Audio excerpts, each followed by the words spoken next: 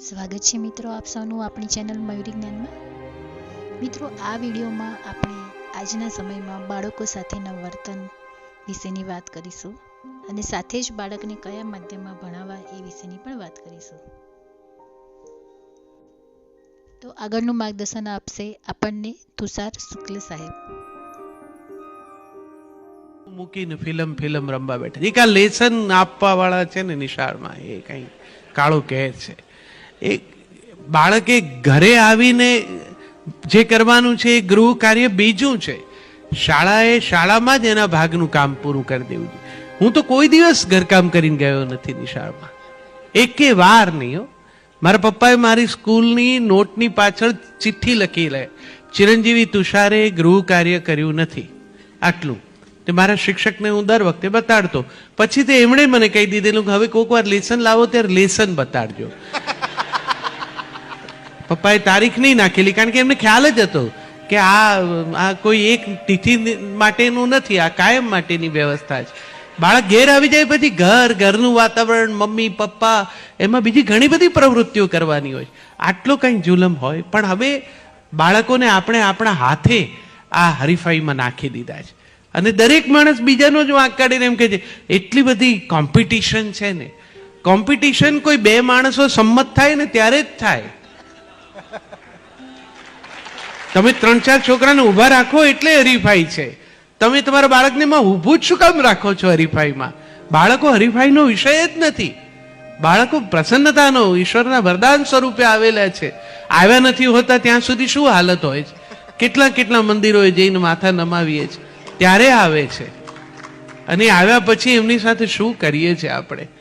અઢી વર્ષના છોકરાને નિશાળમાં મૂકવા માટે રાતથી સ્કૂલોની બહાર લાઈનો લગાડનારા મા બાપો છે, જેમના ડ્રાઈવરો ને મહારાજો ને ચોકીદારો જઈને ફોર્મ લઈને લેવા માટે ઊભા રહી જાય અને પછી ફોર્મ ભરીને ગમે તે રીતે પણ બાળકને એડમિશન આપે। પગ મને ધોવા દો રઘુરાય એમ કરીને શિક્ષક આચાર્યની સામે, પેલા ટ્રસ્ટીની સામે જાતની ઓળખાણ લઈને મા બાપો લાચારીથી ઊભા રહે અને બાળકને એડમિશન અપાવડાવે। કેટલા બાળકને? 2.5 વર્ષના બાળકને। એક બાળકને જો તમે 2.5 વર્ષ ઘરમાં રાખતા હો ને, તે બાળકે પછી તમને કેટલા વર્ષ રાખવા જોઈએ ઘરમાં? 2.5 વર્ષ પછી એને જે હરીફાઈમાં તમે નાખી દો છો, પછી એક દિવસ તમારું નથી રહેતું। એના આયોજનો ને ટાઈમ ટેબલો ને એમાં એટલું રમમાણ રહે ને પાછા તમને એનું ગૌરવ થાય। મેં બી સુપર મોમ્સ જોઈ છે કે જે લોકોને આમ કઈ અવતાર આવે છે, બાળકને શું કરી નાખીએ।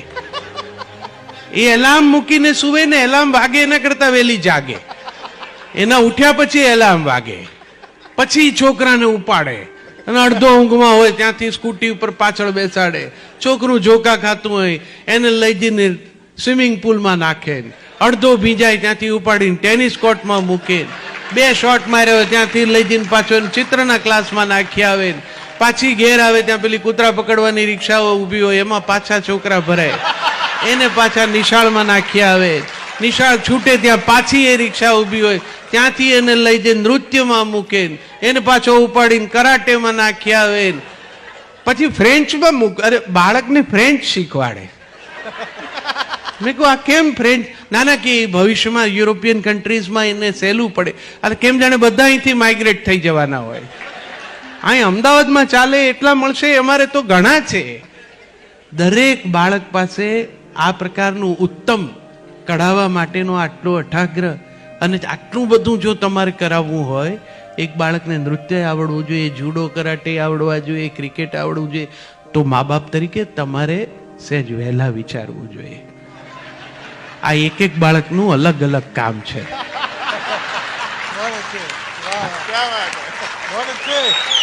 આ એકનું નથી, આ એક બિચારું કેટલાનું કરશે? બાપની 2 આંખોમાં બાકી રહી ગયેલા સપના, માની 2 આંખોમાં બાકી રહી ગયેલા સપના, એ 4 આંખોના ઉધાર સપનાનો ભાર આની 2 આંખો ઉપર, અને આની 2 આંખોને પોતાના સપના હોય એવું તો કોઈ વિચારતું જ નથી। એવી દશા કરે છે છોકરાઓની। મને ઘણી વાર એમ થાય કે આ કોકના છે ને એમને આપ્યા છે કે એમના જ છે? એવું ત્રાસ વર્તાવે એવી રીતે અહીંથી અહીં ટ્યુશનમાં નાખે ને ત્યાં ટ્યુશનમાં મૂકી આવે ને આમ બાળકે પોતાની જાતને વિચારવું તમે હરીફાઈનું વાતાવરણ કરો એટલે એ માનવા માંડે કે ખરેખર કોઈ એવી વૈશ્વિક હરીફાઈમાં પોતે જોડાયું છે. એ જાતને ખેંચે ને 80% કેપેસિટી વાળો છોકરો ખેંચાઈને 87% લાવે અને મા બાપ બે જણા જાણે જ્યારે કે 87% આવ્યા છે એટલે એવા નિરાશ થઈ જાય. ગેલેરીમાં ના દેખાય ફ્લેટની, એમને ચિંતા હોય કોક પૂછશે તો, અને પૂછનારા પાછા રાહ જોઈને બેઠા હોય. ફ્લેટમાં જે ઉપર રહેતી હોય ને એ રોજ ડોકાઈને નીચે જુએ ક્યારે આની મમ્મી દેખાય છે ગેલેરીમાં, અને 2-4 દિવસે તો એને આવવું જ પડે. એ દેખાય એટલે પેલી ઉપરથી ઝૂકીને પૂછે કેટલા આવ્યા, ના બિચારી નિરાશાથી કે 87%. એમ 87? તો કાંઈ નહીં થાય. અરે બેન, તું ઉપલા માળે રહે છે, ઉપર વાળી નથી. આનું ભવિષ્ય તું બાકી લઈશ. અને આ બે મા બાપ 80 માંથી 87 સુધી જાતને ખેંચીને જે બાળક લાવ્યું છે એ બાળકને માટે ચહેરા પર પ્રસન્નતાનો એક પણ ભાવ ન દેખાડે એવા આ બે મા બાપ કેટલીક વાર એવા હોય છે કે જે બેના ભેગા 87 નથી આવ્યા હોતા.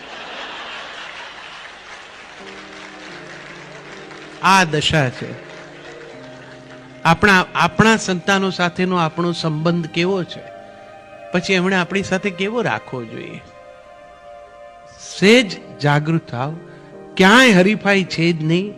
જગતની 5 મહાસત્તાઓમાંથી 3નું શિક્ષણ ને તમામ વ્યવહાર એમની પોતાની ભાષામાં થાય છે. તમે તો અહીંયા એક ત્રીજી ઉધારની ભાષા લીધી છે. મધર ટંગને બદલે આ અધર ટંગનું ગાંઠ પણ છે, અને એમાં બાળકને ભણાવવાનો. બાળક ઘેર એક ભાષા સાંભળે છે, બહાર કમ્પાઉન્ડમાં બીજી ભાષા સાંભળે છે, શાળામાં ત્રીજી સાંભળે છે. એટલે વિચારે છે અને ટ્રાન્સલેટ કરીને એક્સપ્રેસ કરે છે. એટલે એટલું બધું ડુપ્લિકેશન અને એવી લેબર એના મનમાં થાય છે કે ગૂંચવાઈ જાય છે. આ શિક્ષણની પદ્ધતિ આવી ન હોય. બાળકોનું શિક્ષણ, પ્રાથમિક શિક્ષણ 7 ધોરણ સુધી તો માતૃભાષામાં જ હોવું જોઈએ. એનાથી બાળકનો સર્વાંગી વિકાસ થાય. હું ભાષા વિજ્ઞાનનો વિદ્યાર્થી છું એટલે વિશ્વાસથી કહું છું કે કોઈ એક ભાષા આવડે તો પછી જગતની કોઈ પણ ભાષા આવડે. તમારું બાળક અહીંયા જન્મ્યું છે એટલે ગુજરાતી આવડે છે. એ દક્ષિણમાં જન્મ્યું હોત તો મલયાલમ જાણતું હોત, ફ્રાન્સમાં જન્મ્યું હોત તો ફ્રેન્ચ પણ જાણતું હોત. તમે જ્યાં જાઓ ત્યાંની ભાષા તમને આવડી જાય. તમારા અભણ બા હોય છે એ અમેરિકામાં ઉતરે છે ને ત્યારે પેલી ઇમિગ્રેશન વાળા જોડે જે રીતે ધડ કરે છે ઇંગ્લિશમાં, અને પેલો બિચારો અંતે હાથ જોડે બાન જવા દો. ભાષા તો કોમ્યુનિકેશનનું ટૂલ માત્ર છે. કોઈ એક ભાષા આવડી જવાથી કોઈ વિદ્વત્તાનો દાવો ના કરી શકાય. એ તો એક એક્સપ્રેશન છે માત્ર. તો બધું આનંદ ચોક્કસ કરજો, પણ મારા જેવા ને અહીંયા સુધી આવવા મળ્યું હોય તો બાગેશ્રીના મિત્રોને હું ખાસ કહું કે હરીફાઈનો બોધ મનમાંથી કાઢી નાખજો. અને કદાચ હવે તમે મારું નથી જ માનવાના અને એ અંગ્રેજી માધ્યમમાં છોકરાને હેરાન કરવા નાખ્યો જ હોય તો ભલે નાખ્યું, પણ એના પ્રત્યે દયાભાવ રાખજો. એટલું યાદ રાખજો કે તમારા છે અને કાલ તમારા હાથ પગ નહીં ચાલે ત્યારે આણે તમને રાખવાના છે. એની એટલો વિચાર કરીને એની સાથે વ્યવહાર રાખજો તો પછી વાંધો લગભગ કદાચ ના આવે. કારણ કે એમ તો આપણા છોકરા સંસ્કારી છે. આપણી પાસેથી બીજી તો શું અપેક્ષા રાખે એ લોકો, પણ આપણા છે. મિત્રો, વિડીયો સારો લાગ્યો હોય તો ચેનલને સબસ્ક્રાઈબ કરજો. જોતા રહો આપણી ચેનલ મયુરી જ્ઞાન.